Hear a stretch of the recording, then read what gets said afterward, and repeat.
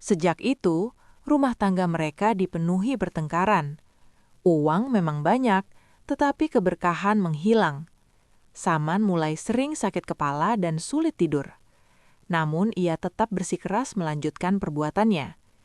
Ia tidak sadar, setiap keluhan yang diabaikan adalah peringatan. Dan setiap peringatan yang diabaikan akan berujung pada azab yang jauh lebih besar. Assalamualaikum warahmatullahi wabarakatuh. Halo sahabat semua, terima kasih sudah meluangkan waktu untuk menyimak kisah ini. Semoga cerita yang akan kita dengar menjadi pengingat dan pelajaran berharga agar kita selalu jujur dalam mencari rezeki dan tidak tergoda oleh keserakahan dunia. Di sebuah kota kecil yang ramai, hiduplah seorang pria bernama Saman. Sehari-hari ia dikenal sebagai penjual bakso keliling yang mangkal di dekat pasar dan sekolah. Gerobak baksonya terlihat sederhana, namun selalu dipadati pembeli. Banyak orang memuji baksonya yang gurih dan murah. Bahkan anak-anak sekolah rela mengantri panjang demi semangkuk bakso buatannya. Namun di balik senyum ramah dan suara lantang Saman saat menawarkan dagangannya, tersimpan rahasia busuk yang tak diketahui siapapun. Harga daging sapi yang semakin mahal membuat Saman gelap mata. Ia merasa keuntungan yang didapat tak lagi cukup untuk memenuhi gaya hidupnya yang perlahan berubah. Ia mulai iri melihat pedagang lain yang hidup lebih mewah darinya. Suatu malam ketika sedang membersihkan gudang tua di belakang rumahnya, Saman melihat banyak tikus besar berkeliaran. Entah setan apa yang membisiki pikirannya, tiba-tiba muncul ide keji yang tak pernah terlintas sebelumnya. Kalau dagingnya diolah halus, siapa yang tahu? Gumamnya sambil tersenyum licik. Sejak hari itu, niat jahat mulai tumbuh. Saman mulai mencoba mencampur daging tikus dengan bumbu kuat agar baunya tersamarkan. Hatinya sempat ragu, namun keserakahan menutup suara nuraninya. Ia tak peduli lagi pada dosa, apalagi pada kesehatan orang-orang yang memakan baksonya. Dan sejak saat itulah, langkah pertama menuju azab perlahan dimulai, meski Saman belum menyadarinya sama sekali. Rahasia yang disembunyikan. Hari demi hari berlalu, bakso Saman justru semakin laris. Ia merasa rencananya berjalan mulus, tidak ada satupun pembeli yang mengeluh soal rasa. Bahkan beberapa pelanggan memuji tekstur baksonya yang kenyal dan kaldunya yang kuat. Mendengar pujian itu, Saman hanya tersenyum. Tapi senyum itu bukan senyum kebahagiaan, melainkan senyum penuh tipu daya. Setiap dini hari sebelum berjualan, Saman diam-diam mengolah daging tikus di gudang belakang rumahnya. Ia membersihkan bangkai tikus dengan tergesa, lalu menggilingnya bersama bumbu.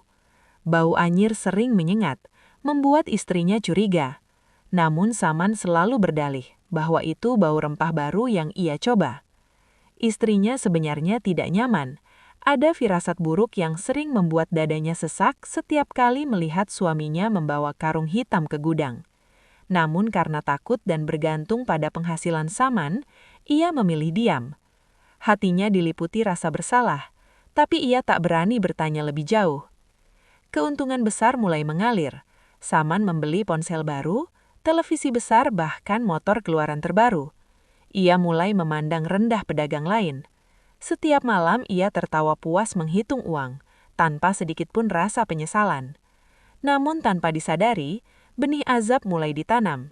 Tikus-tikus yang ia tangkap berasal dari selokan kotor dan tempat sampah. Dagingnya membawa penyakit dan kuman. Apa yang Saman jual bukan hanya bakso, melainkan racun yang perlahan merusak tubuh para pembelinya. Dan di saat Saman merasa berada di puncak keberuntungan, tanda-tanda keburukan mulai muncul, perlahan tapi pasti, menunggu waktu untuk meledak. Keluhan yang diabaikan. Beberapa minggu kemudian keluhan mulai terdengar. Seorang pelanggan mengadu sakit perut hebat setelah memakan bakso Saman. Disusul pelanggan lain yang mengalami muntah dan diare. Namun Saman menanggapi semua itu dengan enteng. Ia selalu berdalih bahwa pembelinya mungkin salah makan atau perut mereka yang lemah. Di warung kopi mulai beredar bisik-bisik. Ada yang merasa aroma bakso Saman aneh berbeda dari biasanya. Namun karena harganya murah dan rasanya kuat, banyak orang tetap membeli. Keserakahan Saman semakin menjadi. Ia merasa kebal dari masalah. Suatu hari seorang anak kecil pingsan setelah menyantap bakso. Warga sekitar panik dan membawanya ke puskesmas. Kabar itu sempat sampai ke telinga Saman, namun ia memilih menutup telinga. "Bukan salah bakso saya," katanya dingin. Di rumah, istrinya semakin sering bermimpi buruk. Ia melihat gerobak bakso dipenuhi bangkai tikus dan darah. Ia menangis dan memohon agar Saman berhenti. Namun Saman justru marah besar. Ia menuduh istrinya tidak bersyukur dan mengancam akan meninggalkannya. Sejak saat itu, rumah tangga mereka dipenuhi pertengkaran. Uang memang banyak, tetapi keberkahan menghilang. Saman mulai sering sakit kepala dan sulit tidur. Namun ia tetap bersikeras melanjutkan perbuatannya. Ia tidak sadar, setiap keluhan yang diabaikan adalah peringatan. Dan setiap peringatan yang diabaikan akan berujung pada azab yang jauh lebih besar. Terbukanya aib. Puncak masalah terjadi ketika seorang petugas kesehatan mencurigai sumber keracunan massal di wilayah itu. Setelah ditelusuri, hampir semua pasien mengaku sempat membeli bakso dari gerobak yang sama, gerobak Saman. Petugas bersama aparat desa mendatangi rumah Saman. Awalnya ia menolak diperiksa, namun warga yang mulai marah memaksa gudangnya dibuka. Saat pintu gudang dibuka, bau busuk menyengat langsung menusuk hidung semua orang. Di dalamnya ditemukan karung-karung berisi bangkai tikus, alat penggiling daging dan bumbu. Warga terdiam, lalu suasana berubah ricuh. Teriakan marah dan tangis terdengar bersamaan. Banyak yang muntah, menyadari bahwa selama ini mereka memakan bakso dari daging tikus. Saman jatuh terduduk, wajahnya pucat. Untuk pertama kalinya rasa takut menyergap hatinya. Ia tak bisa lagi berkelit. Semua terbongkar di depan mata. Istrinya menangis histeris. Anak-anaknya dipandang jijik oleh tetangga.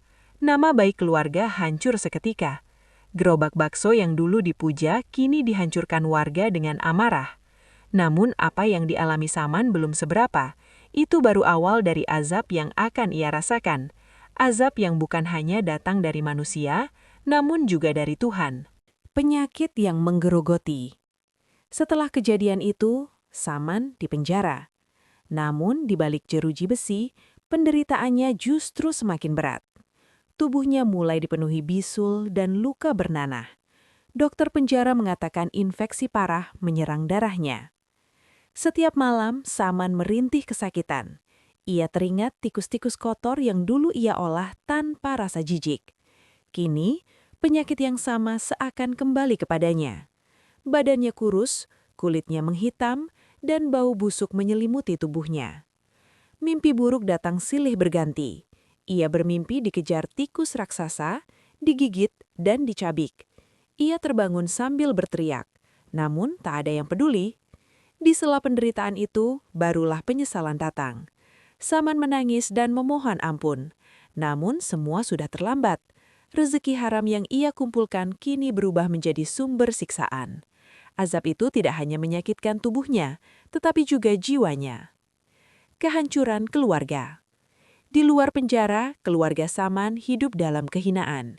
Istrinya diusir dari kontrakan, anak-anaknya dibuli dan dijauhi teman-temannya. Tak ada lagi yang mau menolong. Uang hasil kejahatan habis untuk berobat dan biaya hukum. Rumah tangga yang dulu dibangun dengan kebohongan, kini runtuh sepenuhnya. Istri Saman jatuh sakit karena stres dan malu. Setiap hari ia menyesali keputusannya diam selama ini. Ia sadar dosa yang dibiarkan akan menyeret semua orang ke dalam kehancuran. Akhir yang menyedihkan. Penyakit Saman semakin parah. Tubuhnya tak lagi mampu bertahan. Suatu malam ia menghembuskan nafas terakhir dalam kondisi mengenaskan. Tak ada keluarga yang menemani, hanya suara erangan terakhir di sel penjara. Jenazahnya bahkan nyaris tak ada yang mengurus. Warga menolak menyentuhnya. Nama Saman menjadi simbol pengkhianatan dan keserakahan. Pelajaran berharga. Kisah Saman menjadi pelajaran pahit bagi semua orang. Rezeki haram mungkin terasa manis di awal, namun selalu berujung kehancuran. Kejujuran adalah fondasi hidup, dan dosa yang disembunyikan tak akan pernah benar-benar aman. Semoga kisah ini menjadi pengingat bagi kita semua untuk selalu mencari nafkah dengan cara halal dan penuh tanggung jawab.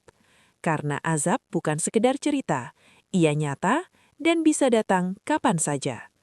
Wassalamualaikum warahmatullahi wabarakatuh.